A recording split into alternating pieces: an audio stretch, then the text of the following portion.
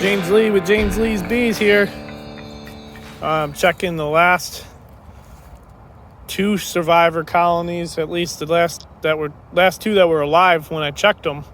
This middle one here expired long ago over the winter, and some of the first couple of cold snaps that we had. Yet to autopsy it, but they just dwindled. So I imagine it was probably varroa or viruses. Either way, they shrunk down to a size that wasn't sustainable for them. You see this one on the left, I cleared off the entrance, was actually quite full of bees. They're pretty active. They're super aggro too. They've kind of been that way the whole time I've had them since they were retrieved early summer last year. But they're in there, they're active, and they're alive. Quite a few of them in there. I'm gonna pop the top and take a look and see if there's bees up top. So let's look. Today is February 8th, 2023.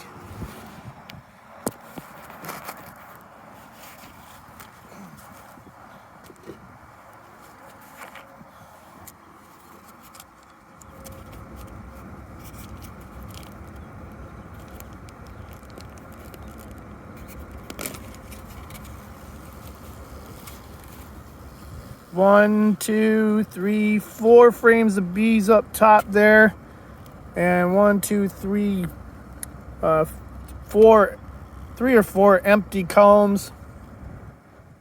Well, not empty, but frames that are empty of bees with plenty of honey stores. So they look pretty well stocked. Looking like this one is in really good shape, which makes me happy because this colony was originally a swarm retrieval, and I'll put a link to the fanning from the colony. At least it was in Ann Arbor, and the bees were in a swarm trap box that sat here at this yard, and I came home to check on them, and they took off into the sky, and they flew right there into that tree. And I was able to retrieve them. And the irony is that I put them right back into the same box that they left.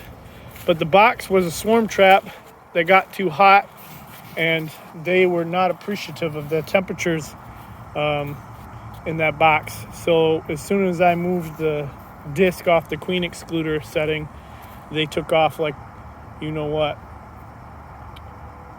They even left a bunch of brood behind. But interestingly enough, that may have lured them to stay, and I just rehived them. So I put them back in the box with the brood in it still. All right, so this one's the one that expired, and this is the last one I have to check of all the colonies that I have in my apiaries. We'll see how they're doing. Bottom board has some bees on the bottom. The entrance is kind of blocked up a little bit, but not horribly. It was a relatively small cluster. When I last did a heat signature check on them, I think it was early December, I am not optimistic that we'll find bees alive in this one. If we do, that'll be pretty cool. It's kind of sticking, so I don't want to open it if there are bees in there and have them come zipping out at us.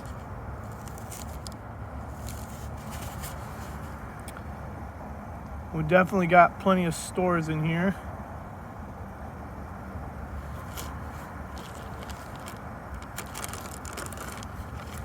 And this one is dead. As you You can see there's what looks like the remaining bit of a cluster there.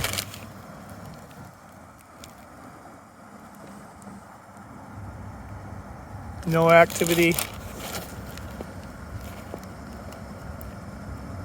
They were all the way up top where it was warmest. See if I see a queen in that cluster.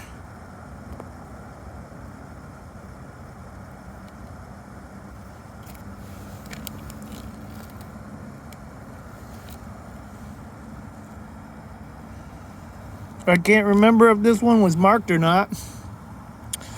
Oh yeah, you can see where they've it's kind of hard to tell, right? You can see down in there inside the frame where they've got their body stuck inside the cluster. Just not enough bees. And there's some more clustered on the other side here. You can see down there. See if I can bust this open.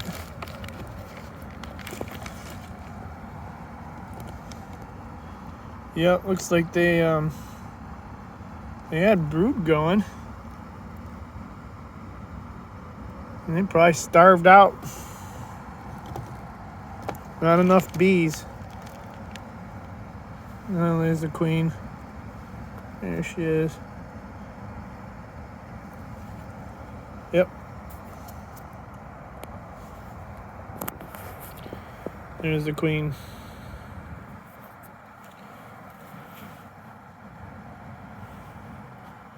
Yep, there's some more brood right there. Right next to the honey. So they had access to food on this side. Just not enough to keep warm, plus the brood. It's a downfall of attrition.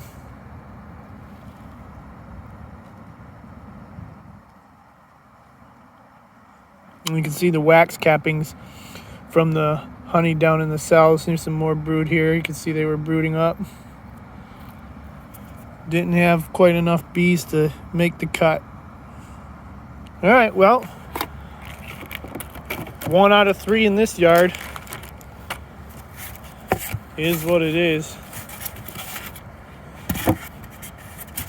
This yard has been notoriously difficult to keep bees alive at. Pretty close to another apiary that runs quite a few numbers and has a lot of swarms. And this is on the outskirts of 10-mile radius I've been keeping bees at. So this one has survived. We'll see what happens with them moving forward. I'm not sure if I'm going to continue to use this yard. But, yep, 1 out of 3 at this one. See you later.